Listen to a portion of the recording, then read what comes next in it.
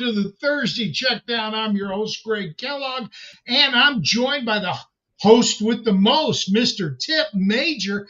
Tipp is actually spreading his wings, and we're going to have him introduce today's guest because Tipp invited him. I've got to tell you guys, I am so excited. Greg, how are you doing? We got Derek Brown, aka D Bro, the King of Bros. We got him from Fantasy Pros. Guys, I'm telling you, betting pros. I'm excited. I've been watching Derek Brown for so many years now, and I'm super excited to have him on. Derek, what is up, my guy? That introduction is far too kind, Tipp. You're one of the nicest dudes in the space, man. I'm gonna start that off and put respect where it should be, dude. Yeah, big respect to your content and just you as a human, man. Everything that I see you put out in the space, big fan of it, man. But thank y'all for having me, man. Man, you know what, guys? I'm going to tell you a story real quick, Greg. I met D-Bro. It was about a little less than a year ago on Spaces in Twitter, X, whatever you want to call it. And he, put up a space, had a ton of people in there. And I'm not going to lie. I was a little, at first, I was like, oh, snap, this is, okay, Derek Brown. All right, Tipp, bring your A game. And we were talking about tight ends. And we were talking about Mark Andrews, Isaiah Likely, a little Darren Waller came up. And I'm telling you, he couldn't have been as nice. He was so awesome, so nice, so friendly, great to talk to. And then I was like, you know what? I'm going to keep coming on his shows. And I love doing the spaces, with Derek Brown, D-Bro. It was fun. It was amazing. And, just like you said, great things about me, which I appreciate. I got to pass those on to you too, man, because you've been nothing but positive, just helping me out. And I really, really do appreciate it. Thank you so much for showing up. Look, you always pay it forward, brother. Always pay it 100%. Forward. Derek, this is a segment of the show where we talk about the history of fantasy football and the people that have shaped the industry. But before we get into that, I definitely got to ask you about that guitar in the background. You play it? Is it a collector's item? Tell me about the guitar. So, yes, I actually played way back in the day. I rotated through a bunch of different bands and stuff in college and stuff. But no, that's my baby. That's a Schecter Hellraiser. It's got EMG 8185, like basically the Zach Wild combo in it. So during the downtime, I don't find as much. I'm actually really freaking rusty right now. My finger speed is not what it used to be. But during downtime, I also have a small amp underneath the desk over here that, like, if I'm writing the primer or whatever else, and I just need to clear my headspace for 5 or 10 minutes, I'll pull the guitar down, just jam out and stuff like that. And plus, my son's really gotten into it. He's doing the whole School of Rock, like going through guitar, like playing shows. It's been a blessing to be able to kind of share that with him. Okay, so 2 follow-ups, then we turn it over to Tipp for the real show. First, rhythm or lead? Ooh, I'm a rhythm player. I will not classify myself as a lead player. Like I can do some lead stuff, but as far as like sweep picking, all that kind of stuff, I'm still not fast enough. Even when I was the fastest I ever was at it, I still wasn't good enough. And who's your favorite band? Ooh, I'm a Zeppelin guy, so you know my music. Man, if I'm gonna go classic rock wise, it's either AC/DC or Aerosmith. Aerosmith. Okay. I was raised on Metallica. That's kind of what got me into rock. I've gone much in different directions now. A lot of the stuff that I listen to now is more like metalcore genre, a lot of screaming, a lot of stuff like that. So a lot of different bands nowadays. You are Bob Harris type. He loves the metal. Yes. Me and Bob talk music all the time, man. Yeah, he's down here in the DFW area. Bob is a musical connoisseur. No you're doubt. in Dallas? I'm in Fort Worth. Mm-hmm. Oh, okay. So, when I met Bob, he was in New Mexico, Albuquerque. Yep. So I'm in Houston area with Tipp. We're both up in Spring. So you need to come down and visit us because we're too lazy to come up. We need to come up there and see you. Hey, Scott Bogman with Fantasy Pros lives down in the H-Town area too, so I'll just go bunk up with him for a few days and stuff, and drop on by for a drink. I've got a spare room if you need it, buddy. Let's look it up. Let's look it up. All right, so get us started on the history questions, Tipp. Yeah, absolutely. So, D-Bro, I see up there along with the badass guitar. I see those Saints helmets up there as well. So I know you're a Louisiana kid. Yep. I know that you root for your Saints. So talk to us about how football got started into your life. You know, we know the music. How did football get started into your life? How did you then jump to fantasy? So talk to Mhm. us a little bit about that. Oh man. Well, I mean, the funny thing is, when I was growing up, I actually wasn't as much of a football fan as I was. I grew up playing baseball and a huge diehard baseball fan. Like my dad and I will watch baseball tonight, like religiously. I was a pitcher growing up, pitched Oh, all through snap. high school, all that kind of stuff.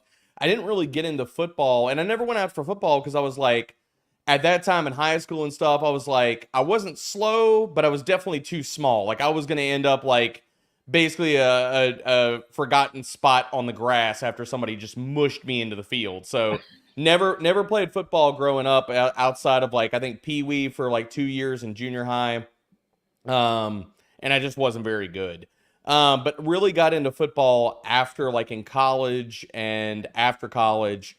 Really more the fantasy side, probably around 2015, 26, yeah, about 20.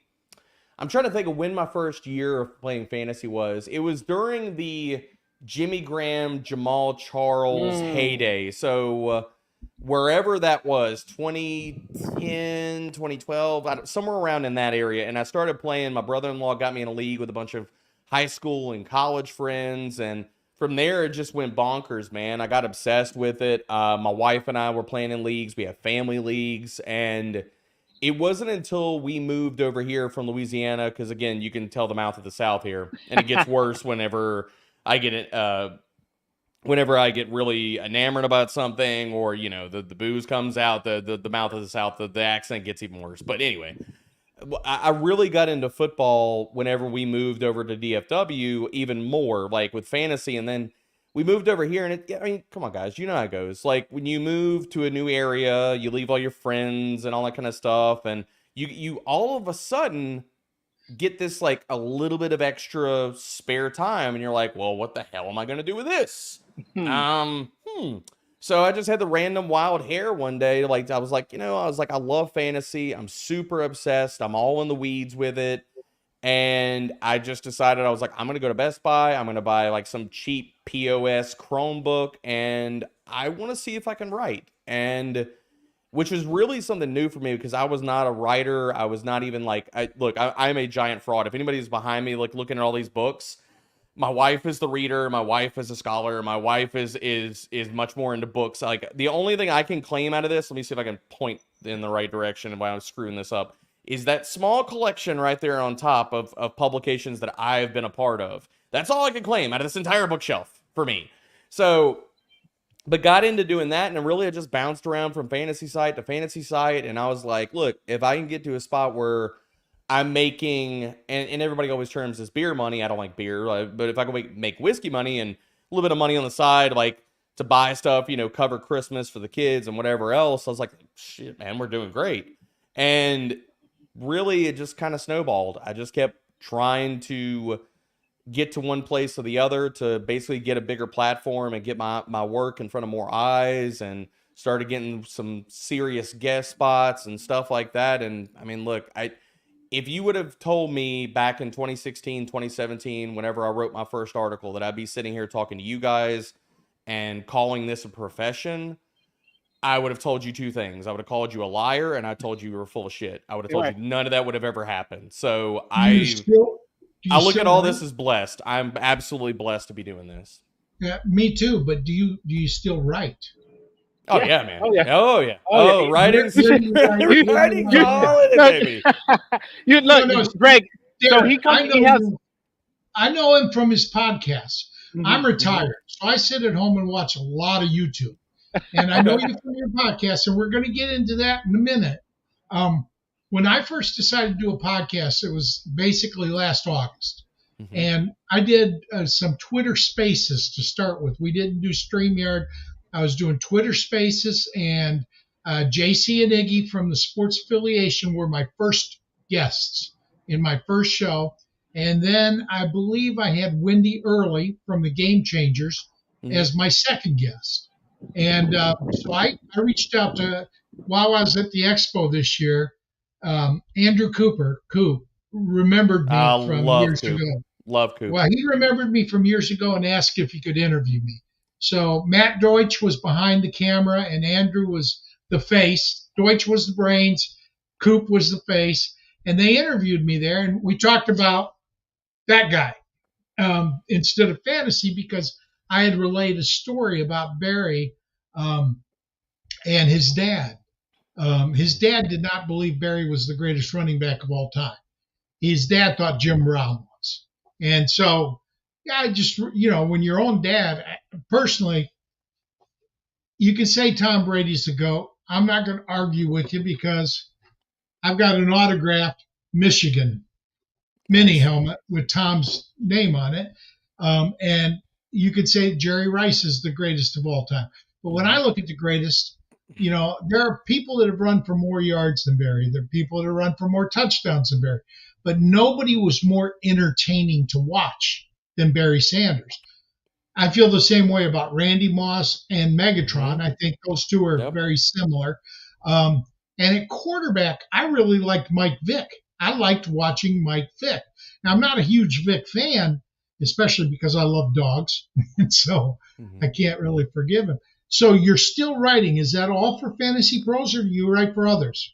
Oh no, all my content's over at Fantasy Pros. I mean, all my things and stuff, man. I mean, look, in season, it's the primer every single week. That comes out Thursday mornings. Yes. And so covering every single game, every lean, 125, 150 players, usually somewhere around there, all of them written up, matchups, everything, pace, all that kind of stuff. So that's really my love letter to everybody on a weekly basis, probably about 15 to 19,000 words every single week. So that's my love letter right now in the off season. I've got all my positional primers live on Fantasy Pros right now. Quarterback, running back, wide receiver, tight end. I think I've got, let's look here. I've got over 65 players all written up so far in this rookie class for skill positions. So yeah, man, the writing don't stop. Tipp? I got to tell you, those primers have not only helped me, but helped tons of people around. I love those primers when they come out, man. They're so fun to read. Thank you. And not only that, they'll have links in them as well. And those links you can go and click onto, and you can look at different updates that those players have had, projections, rankings. And then not only that, you can also see trends. And I'm a big trends guy, so I love the trends. So the primer, Greg, yeah, it's a must read. It's entertaining. It's entertaining reads too. So definitely love it, man. You know what, Derek?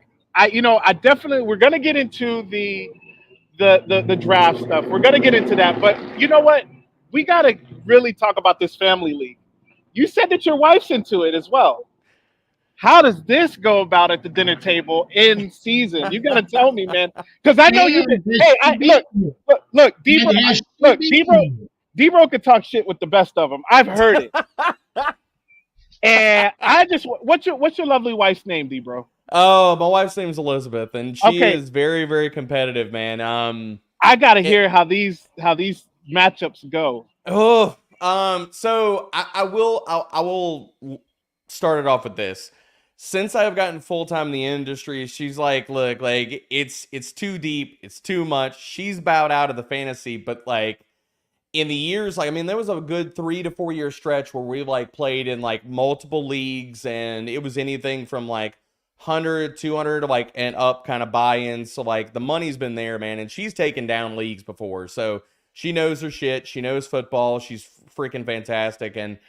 And not only her support, but I mean, I can honestly tell you, not only from her support in all of this and me doing this for multiple years before getting a full-time job doing this, but even way back when, like, if this wouldn't have been a shared kind of passion whenever we played in leagues and stuff, and going from, us shit talking each other in leagues and stuff to just it being a shared interest, I mean, I don't know if I could tell you guys if that wasn't a shared interest between the two of us, if I'd still even be sitting here right now. So nothing but praise to her, man. Like, both from the support, but also it's like, I can't tell you if I would have gotten that deep in the weeds as I did, because it was something that, like, no BS. Like, we would sit down every single night during season, when we first got into it, and we would watch Fantasy Live. She actually had, it's funny because now that I think about this, she actually had like tweets and stuff like way back when that were actually featured on the show. So she was all into it, but she's bowed out because now she's like, look, I hear about it 24/7. Like, she'll hear about conversations, she'll hear about me, or I'm on the phone with Thor, or I'm griping and complaining about some guy's film just randomly. So like, she hears about it on a daily basis, even though she's not in leagues now. So she's still all in it. So, Derek, you have 2 co-hosts, right, on your podcast? Sure do. Okay. Yeah, Joey. Well, yeah. I mean, we have a cast of characters. It's Joey P hosting, Ryan Warmley. It'll be me, Erickson, Fitz, and we got a lot of other people that will sit here and guest as well. Okay, so like, if I'm in a league with Tipp, I've got to be better than Tipp. Now, we haven't been in any leagues together. We have, Greg, and you haven't been better than me either. So if you've got a multitude of co-hosts, you got to tell me, which is the one that you love to beat? Oh, that's easily Joe. That's Joe. I mean, it's easily Joe. If I'm gonna talk shit to somebody, I get the most satisfaction out of it when I play Joey P, or usually, so like last year at Flex League when we go to New York City and we draft with Jake and everybody up at Flex League and stuff, it gets boiled down to like, we literally play like every day. We would go like, bounce around in the city. We would do drafts. We do this, we do that. And then every night when I'm staying at Joey's house, we were playing Madden every single night for like 3-4 hours of Madden. And I cannot even tell you, if there was a fly on the wall that would have heard all the conversations and the mad shit talk between him, me, and Erickson playing Madden. That fly could tell some stories, man. That fly could tell some stories. Andrew's another guy whose name I know, by the way. Yep. Yeah, Erickson's awesome, man. Him and Joey. Yeah, no, it's really cool, Greg, when you can, because you see the camaraderie with those three. You see the connection. You see that, they hang out outside of the podcast. It's not just them going to the podcast and I'm like, all right, guys, we'll see you next week. It's like they actually hang out. And I've seen pictures and video of them hanging out too, having a drink or hanging out getting a sandwich, whatever. And it's just on top of that, Tip, I would definitely say, and this is no BS, this is not drummed up, like this is just keeping it 100. That's one of the reasons why I absolutely love my job and I love what I do and I love working at Fantasy Pros, because it is absolutely, there is no fluff, there is no made up, there is no BS, there is nothing like that. We are actually all friends. We all love giving each other a hard time. And it's funny because we'll get YouTube comments and stuff and people will be like, holy crap, like Derek like really laid, or Erickson really laid into Derek this week, like, ah.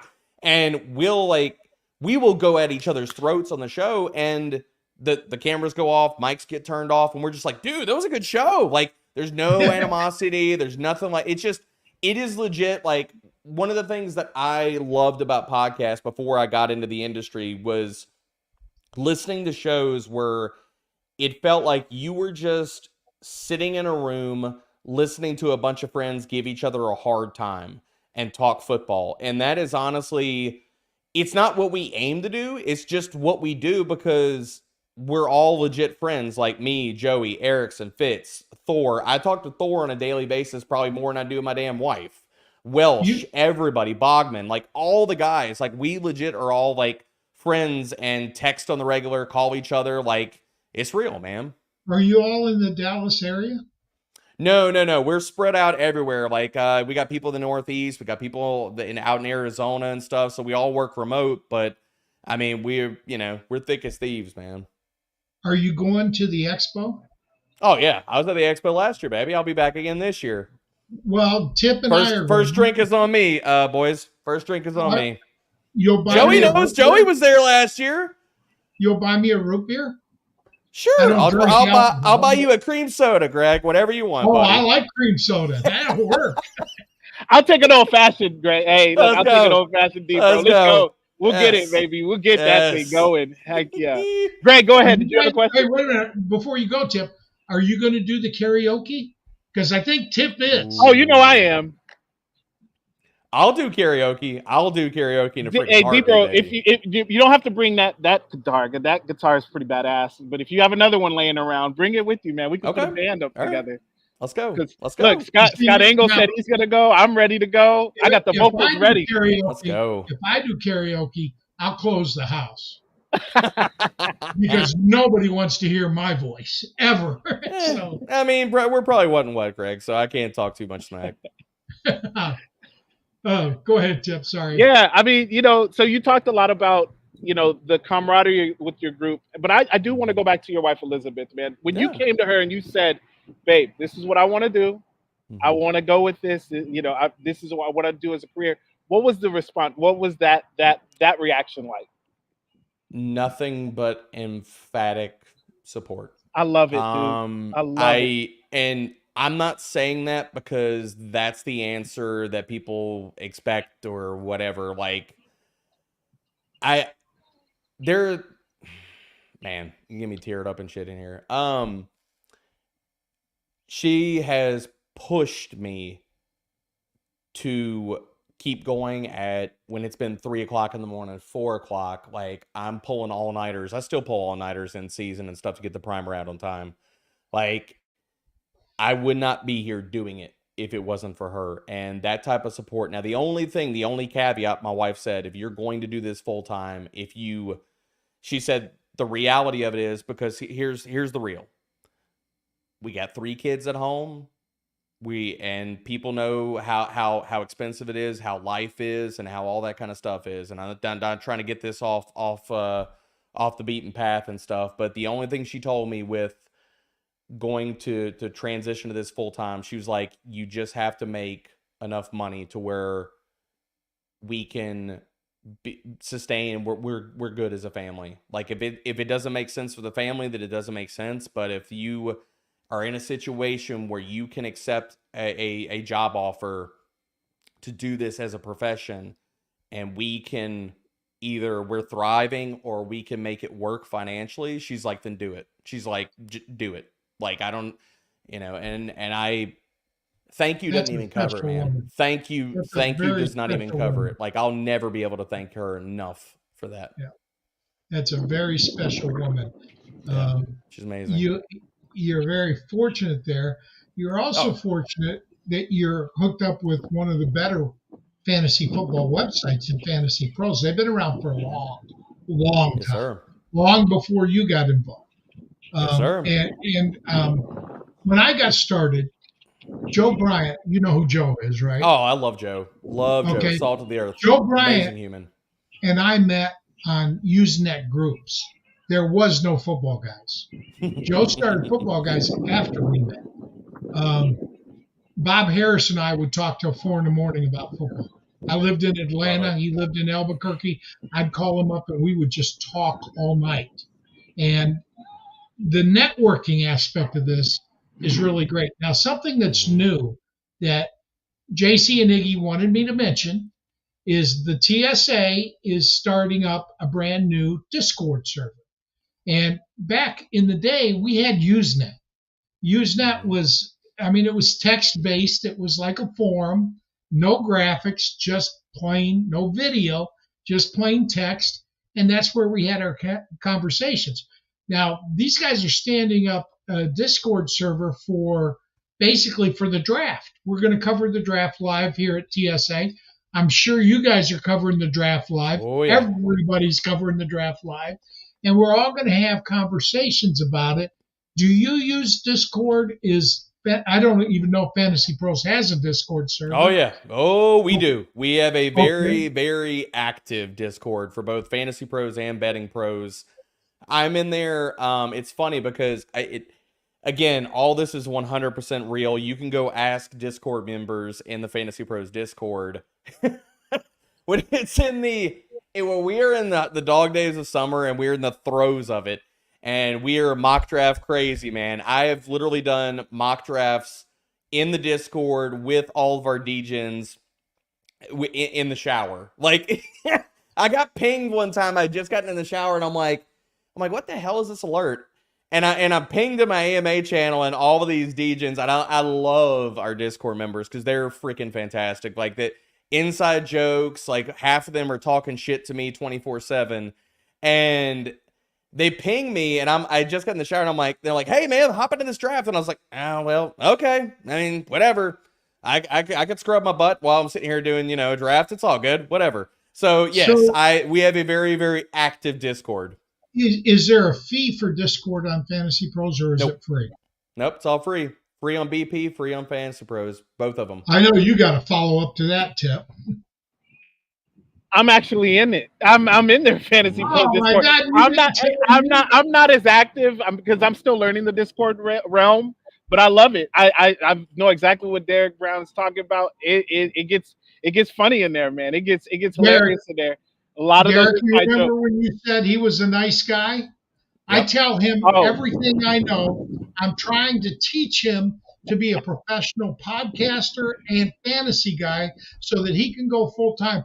He doesn't even tell me about your Discord server. What? Greg, hey, I can't tell you everything, Greg. Secrets got to stay under the lid, baby. I mean, come on, you know how this goes. Got to. I can't tell you everything, Greg. I can tell you some things. We have certain conversations, but I can't let you know all my secrets. But you know what? We're going to transition. We're going to talk a little bit about the draft. We already talked a little bit about it earlier. We're going to get into it. So, Greg, D-Bro, we're going to talk running backs. Everybody from I've been talking to has been talking a lot of quarterbacks. We're talking about a lot of receivers, offensive linemen. Hell, I've even been in some spaces where they're talking about linebackers and defense, but I'm not really hearing a lot of these running backs come up a lot. I was in one yesterday, actually, where they were actually talking about some running backs. So, D-Bro, you're our guest. I want to hear from you. Who is a running back that you're targeting in this NFL draft that you think will translate really well to the fantasy? I mean, the guy that I'm going to bring up here is the guy that's my RB1. He's been my RB1 the entire process. He remains my RB1, and that's Marshawn Lloyd. I love his game. I love his skill set. I love what he brings to the table. Literally, if you want to look at this from a film perspective, he's going to pop for you. He's a tone-setting running back. He is a tackle-breaking machine. And at his size, we all have kind of, to me, I don't have a specific archetype of player that I will like over another type of player, but I will say this. When you go to running back and you give me these guys that are 5'9", 5'10", and they're short, they're squatty, they're thick, and the big thing for running back to me, and this translates across the entire universe, like the entire football landscape, this ability translates. If I turn on your film and you can create yards for yourself, and whether that is with your burst, whether that is with your speed, your lateral agility, your tackle breaking ability, all of those types of things, if you can create yards for yourself, that translates. It does not matter if you go to a team that has a terrible offensive line, an amazing offensive line, how that's going to play up, it still plays up, man. And Marshawn Lloyd has that ability in spades. I think that he's one of the few guys out of this class, and there's 4 guys in this class that I think have true 3-down ability. I mean, everybody could talk about Trey Benson, Jonathan Brooks. We could all talk about Jalen Wright, but Marshawn Lloyd is my guy.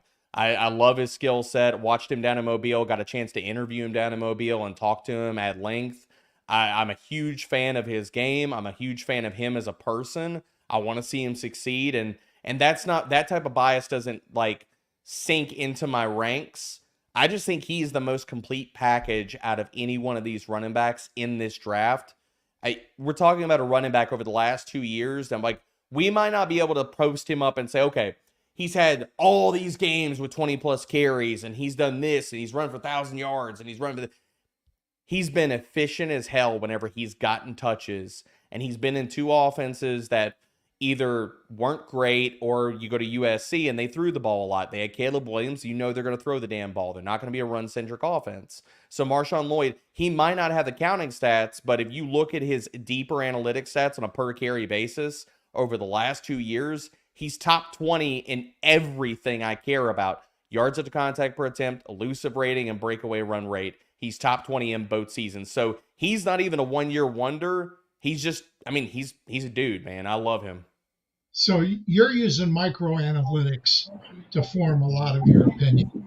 I've been in argument after argument because I'm a Blake Corum guy. Okay. 12.3 carries per game for Marshall. Your point about passing offense is absolutely correct. Plus, the SC defense was so bad they gave up so many points, they had to throw the ball. Yeah. I got Marshawn Lloyd in my top 10. He's number 6 for me. Most people have Jonathan Brooks at number 1, but Brooks tore his ACL in November. He's not going to be all that great this year because it takes 9 months to recover and 18 months to fully recover.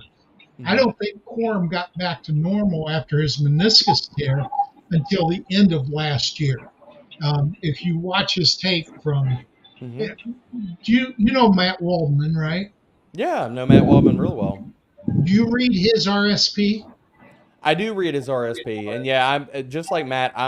So the way that I approach prospects is I try to blend all of it together. So yes, I'm big into the analytics of players, but the other thing that I try to bring to the table is I watch anywhere from 6 to 8 games of a player's career. Every single prospect that I write up, I watch a minimum of 6 games, usually 8 games, and some players it depends. Like if you have a Lloyd type resume where it's like you don't have 300 carries that I'm going to go watch. Like I watched every single one of his carries last year at USC. I watched some of his film from South Carolina the year prior, man. So no, the way that I approach the prospects, it's a blend of film and analytics that I try to paint within all the numbers and try to give the best context or the best overall picture that I can of a prospect. I think that's the right approach. I think stats have a place. I think analytics have a place. Right. But I think if you do just stats or you look at just the size or you look at just the analytics, you're going to miss out. Oh, you're going to miss a lot. If you don't watch especially all 22 film and stuff like that, you're going to miss a lot of context and stuff. And that's where it comes down to watching and listening to people like Matt Waldman talk about rookies, where it's like, there is context to every single player where it's like, yeah, you can go talk about, okay, he did this and this game and this game and this game. It's funny because I was having a conversation with some friends the other day about Adonai Mitchell, who's a very polarizing guy in this class.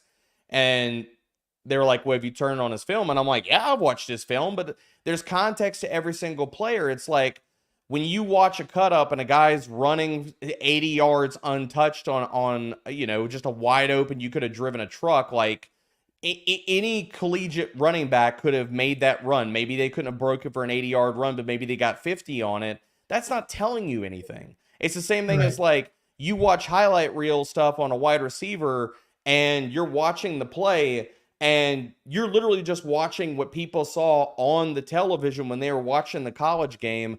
The camera pans to the quarterback dropping back, and then all of a sudden the ball gets launched, and you see the wide receiver running wide open, and he scores from 80 yards out or 60 yards out. It's like, what happened in the in between?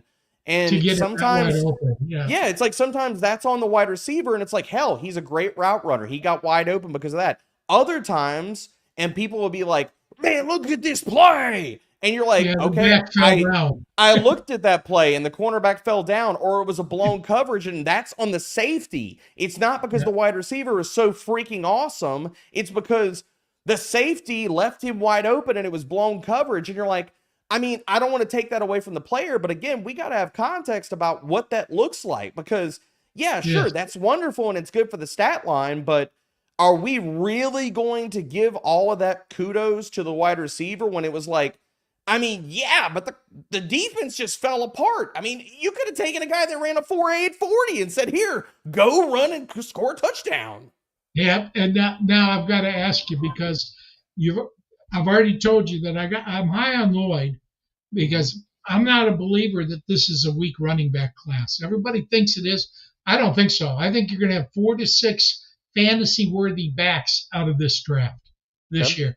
Every year you get about 4 that replace starters. Every single year you get about 4 running backs that replace starters. And it doesn't really matter that much. So my question to you, Number one, where do you have Blake Corum? Because I'm a Michigan guy. And number two, Kamani Vidal is my number 5 running back. What do you think of the kid from Troy?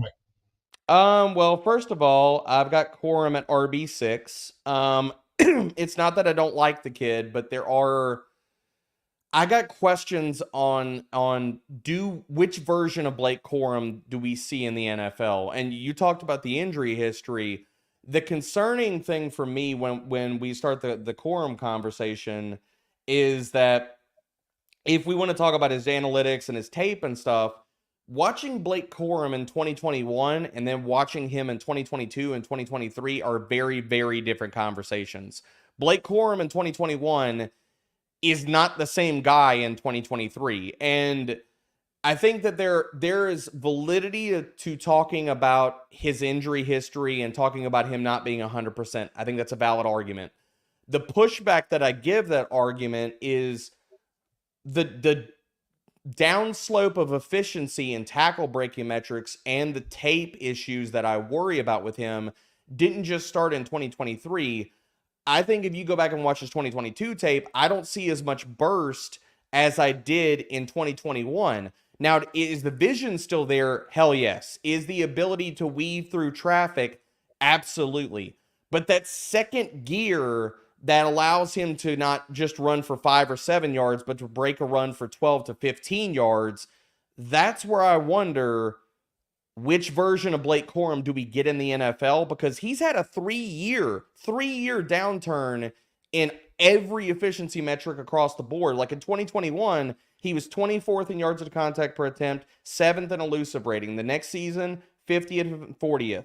The season after that, he was 151st and 152nd out of all FBS running backs with at least 100 carries. So this is not. Let me answer that. Let me answer that real quickly. Yeah.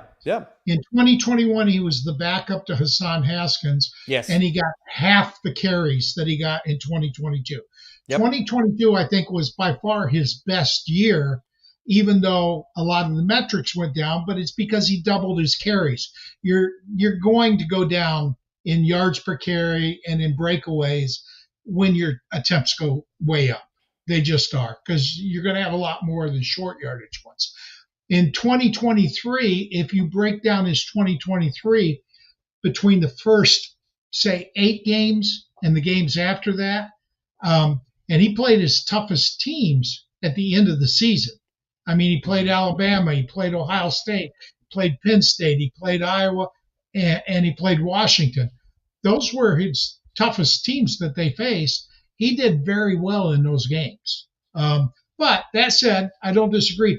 Vidal, where do you have Vidal ranked? I have Kamani Vidal is my RB5 in this class. I'm a big fan. Yeah, I was gonna say whenever you brought up Vidal, Vidal is a Thor Nystrom love list guy, and I like the kid too. I'll say this: I wasn't as high. I went back to his tape.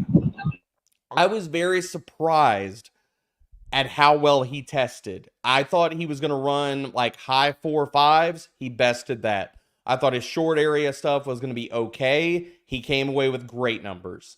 But the guy that I comp him to and the guy that he reminds me the most of is Devin Singletary. And some people could say that that's blasphemous, but you look at the guy, short, compact build.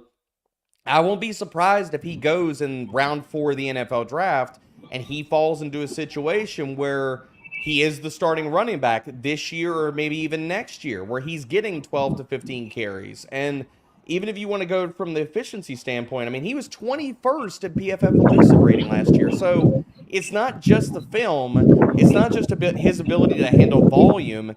It is also looking at it from a numbers perspective, and Vidal also pops. So all 3 boxes, it's check, check, check for me, and he's my RB5. Matt comps DeAndre Swift, actually, which I think is a good comp. Size, speed, that type of thing. Tip? Yeah, no, I love it. And you just said speed. So I'm going to talk Trey Benson. And we're talking some speed. Speed kills. 4.39 in the 40. I mean, come on. This guy with the 6'1", 220-pound frame, that screams, that's a guy that I want in my fantasy league on my draft day. That's the guy that I'm looking at. Look, I'm a big advocate in the zero RB theory.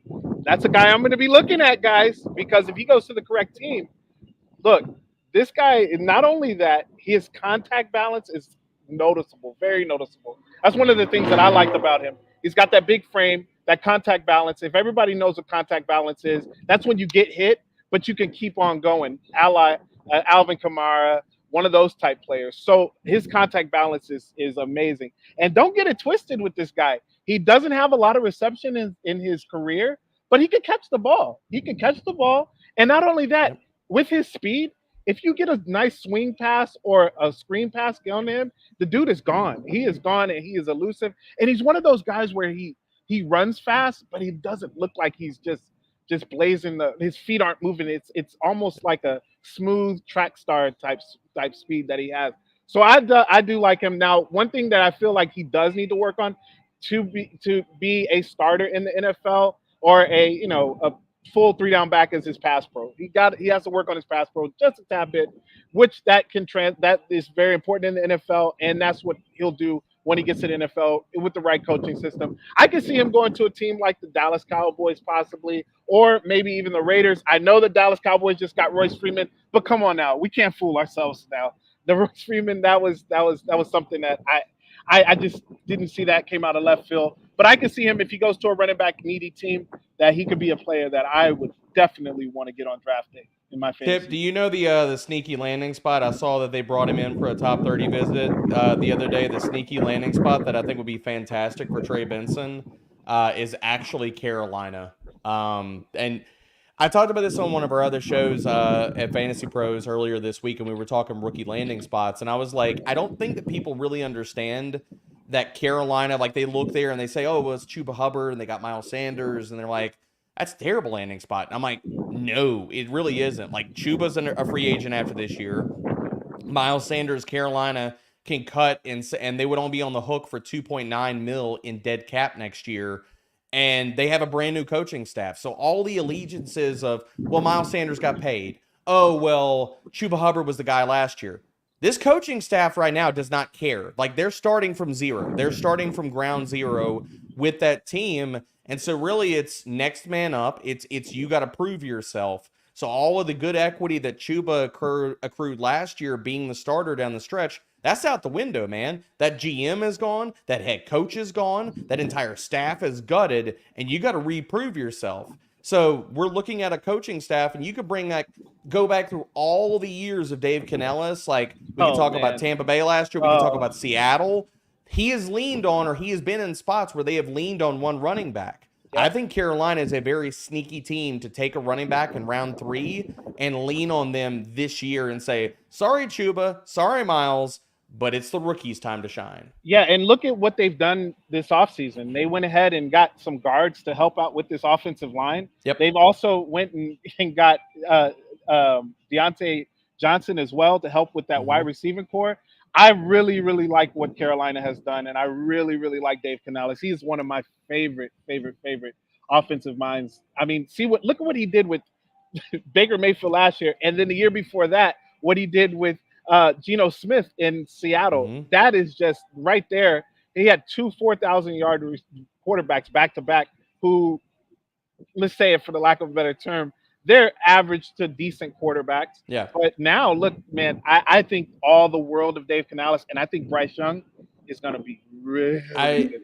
Canales has to shift the offense to get Young moving on the perimeter. 5'10" quarterbacks cannot throw from the pocket consistently. Even Brees, Drew Brees, 6'1". He's a small quarterback, but he's 3 inches taller than Bryce Young. But if Canales does move the pocket, then you got a Doug Flutie type capability, and I think Bryce Young is a much better passer than Flutie was. Derek, your quarterbacks, who's your everybody knows Caleb's going to Chicago. Nobody's doubting that. Washington could throw a monkey wrench. It could be Drake May. It could be JJ, but it's probably going to be Jaden Daniels, probably. Yep. We don't know what New England's going to do. New England could trade out. They could take a wide receiver, or they could take a quarterback. They apparently like JJ as well. You know that Minnesota needs a quarterback.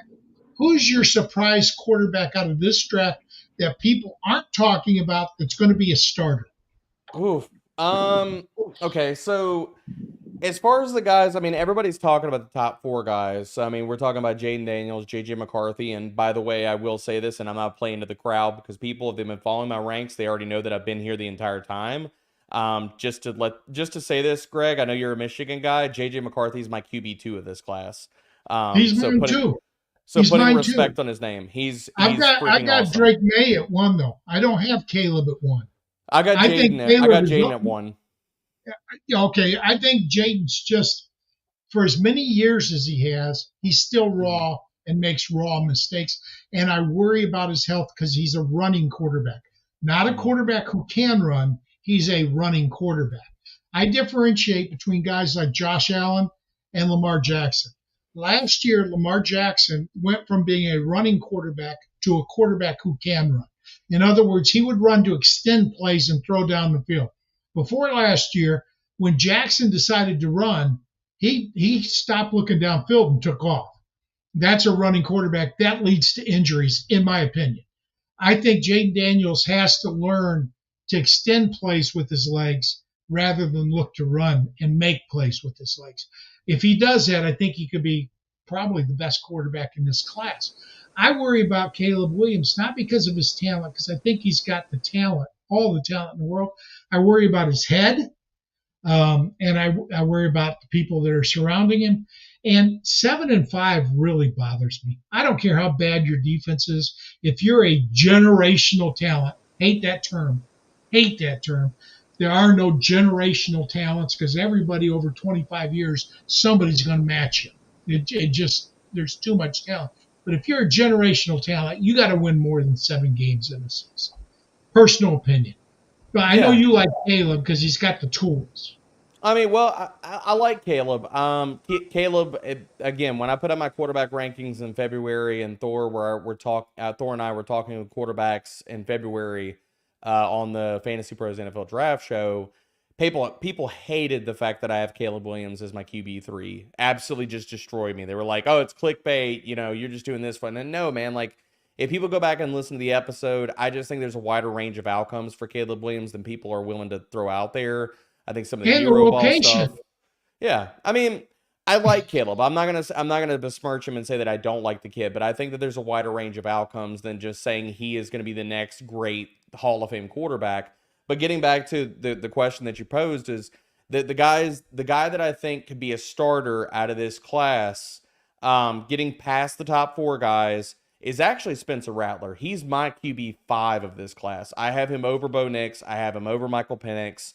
I think the high-end reps that you see from Spencer Rattler, in that his deep ball accuracy and some of the plays where he just pulls something out of nothing, are extremely, extremely good. Now, can he reach the pinnacle of where his talent can take him?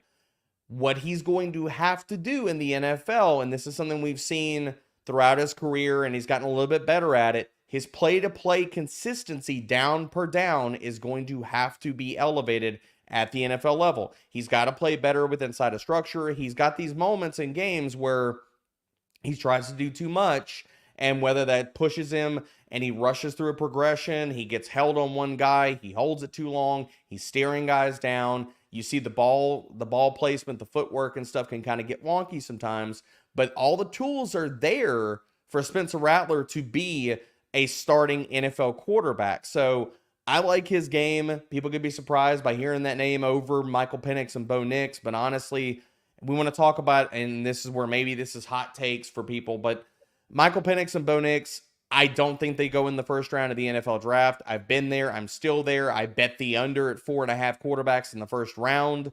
I think that both of those guys, I have late second, early third round grades on those guys, which is basically the same exact range where I look at Spencer Rattler. But looking at the name that's a little bit further down the board, Spencer Rattler is the name that jumps out to me that could be an NFL starting quarterback for the next 5 to 7 years if he lands in the right situation and he evens out some of these wrinkles in his game. Tip? Yeah, I mean, I do like the Spencer Rattler take. I mean, that I've been looking at him too, but I still like Penix, man. I like the way he throws the ball. I love the way that he can just throw a receiver open. I'm concerned about the injury history a little bit, but you know what? I'm a Raiders fan. Everybody knows that. I'm hoping. Oh, here we go. This is just you starting.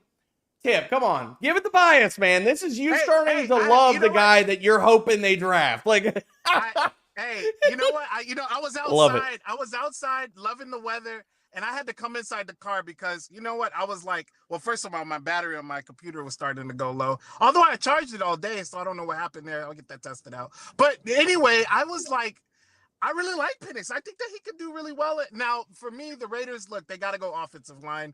They got to solidify that first. They got the defensive line. I'm loving what they're doing on that with the Christian Wilkins signing. But you know what? I wouldn't be mad if we got Michael Penix over there in the silver and black. But you know what? I do like that Spencer Rattler take. I think that a lot of people are sleeping on him. Again, I've been in a lot of spaces. Not a lot of people are talking about him. They're talking about the big four, Penix, Bo, Nix. But I was like, yo, look, nobody's talking about the Rattler over there. What's up? And then, so it's good to hear that you're talking about him as well. I mean, the other thing about Rattler that I'll interject real fast here is that when we got a chance to meet him and talk to him down in Mobile, there's been a lot of things that either have been said about Spencer Rattler over multiple years and some of the things that Spencer Rattler did or said himself. But if we're keeping this 100, the things that Spencer Rattler did, he was a kid. Like, let's be real about this. Like some of all that, like, the cut-ups when he was 17, 18 and some of the things he did and stuff. And none of this is earth-shattering to anybody that's done the homework and stuff. But it's like, what kind of dumb, stupid bullshit did we do when we were 17 or 18 in this age of social media? If we go back and, like, there's cameras and everything's under a freaking microscope. I mean, nobody's perfect, man. But talking to him in Mobile, he was super mature. He was extremely gracious with his time. He was amazing to everybody that had to ask that went over to talk to him or ask questions. I mean, really, you could tell he has grown up during this entire process. And the fact of him going from basically being, when he first came out in his first year in college, he was the guy that was getting talked about in the same ilk as Caleb Williams. He was being talked about as this future generational whatever, and I know you hate that term, Greg, but that's the way that people were talking about Rattler whenever he eventually was going to go to the NFL. And then his light dimmed, people got off him. They were like, oh, whatever, he's overrated, he's this and he's this and he's this.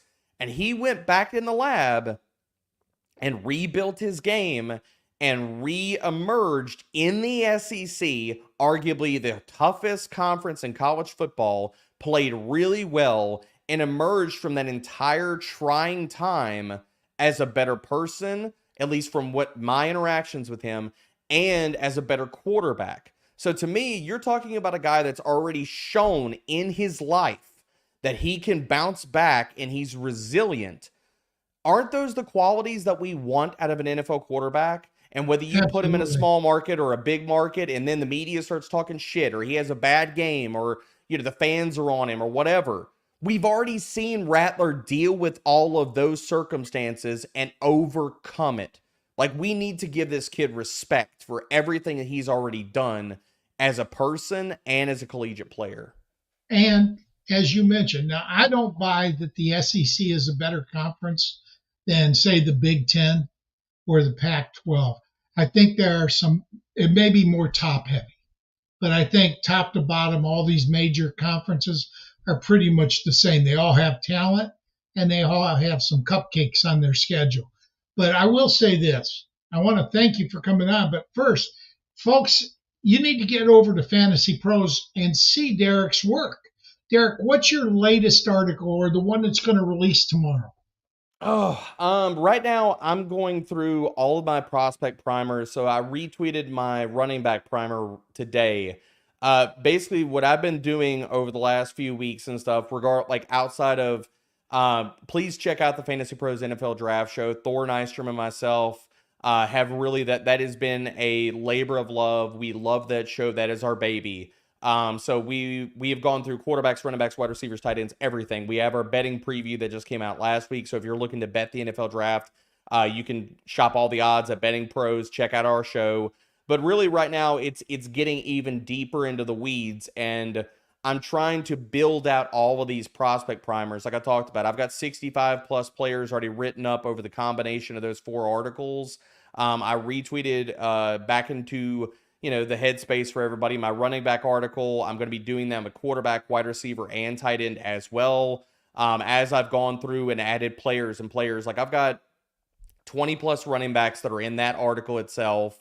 My wide receivers and my tight ends are going to be just as deep, and quarterbacks probably going 15-ish, 17-ish players deep. So really just trying to give everybody as many prospect write-ups going up to the NFL draft as I possibly can, because I want people to be well-researched, and whether they're doing dynasty rookie drafts, they're trying to get a jump on redraft, or they're doing early best ball drafts, they need to know about these players, because we're going to be talking about all of these guys on YouTube for night 1 and day 2 of the NFL draft for Fantasy Pros. We're going to be live discussing all of these selections. So don't get caught with your pants down. Get up and get ready and get researched. Are you getting lazy on me? Night 1 and day 2?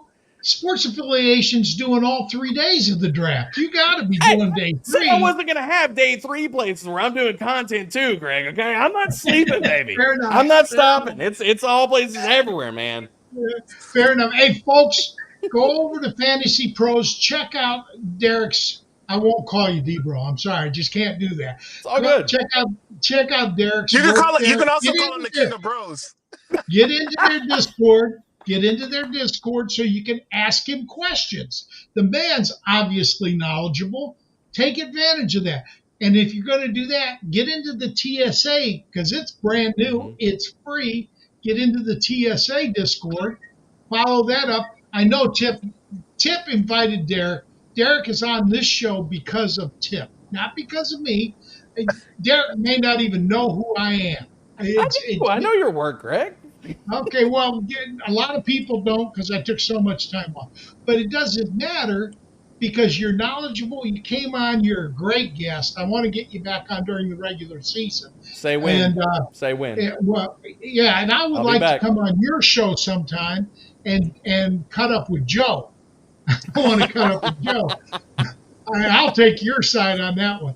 But definitely, Tipp and I are going to have to take a day trip to see you and Bob, because I know you're both in yes, Dallas, and that's worth going up to Dallas for. I would love to do that. But I want to thank you, Tipp. You get a closer out. Man, again, everyone go follow the King of Bros, D-Bro, Derek Brown, whatever you want to call him. He's a family guy. You love the Family Guy too, right? If you go to his screen or his profile, you can actually tell that he's a family guy as well. So go out there and follow him, man. I'm telling you, this has been a blast. I always have fun on the Thursday check down. This is special to my heart. This is Derek Brown, man. Derek, what's your XID so they can follow you? Yeah, it's at @Dbro_FFB, and that's on X, on Instagram, on TikTok, all the places. That's where you can find me. And guys, listen, I'm telling you, wealth of knowledge. I've learned a lot from him. This guy here, look, I hope I might have got the question. Are you going to do spaces again too during the regular season? Come on, man. You want to talk about labors of love? I keep doing spaces every single week during the regular season, because when I started that 2 years ago doing Friday spaces every Friday, that has become almost like it's become like a second family. I know people that jump into that religiously on Fridays, and whether that's to talk ball, I don't think it's just to sit here and listen to my bullshit every Friday, but like they all come in there, everybody's talking ball and stuff, questions, and we're shooting the shit for. I've been on there. I mean, Tipp, man, like I stay on there every Friday, and this is not because the powers that be at Fantasy Pros say you got to be on there for 30 minutes or an hour.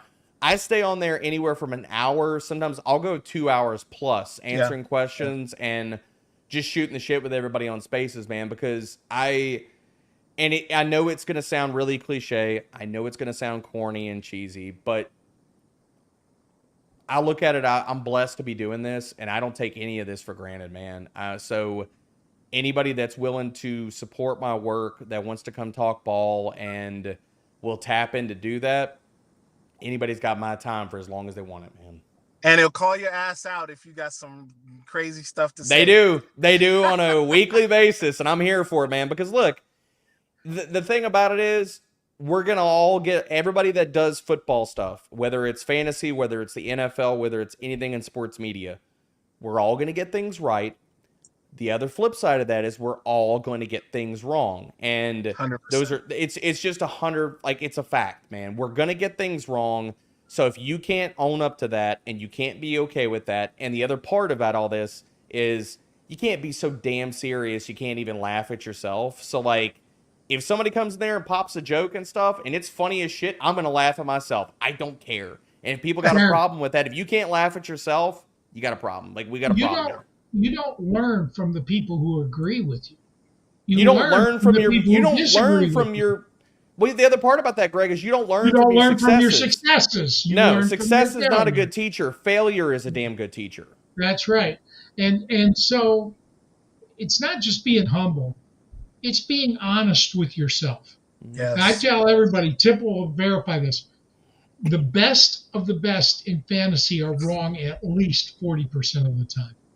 At least 40% of the time.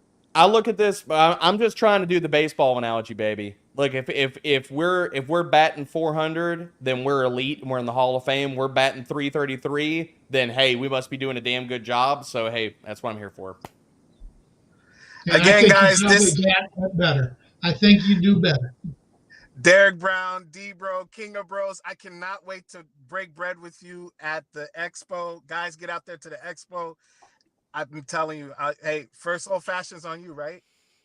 Like I said, man, first round's on me, baby. Come on. Look, I pay up too, okay? So come give me a hug at the expo. First round's on me. Own it. 100%. All right, take us away.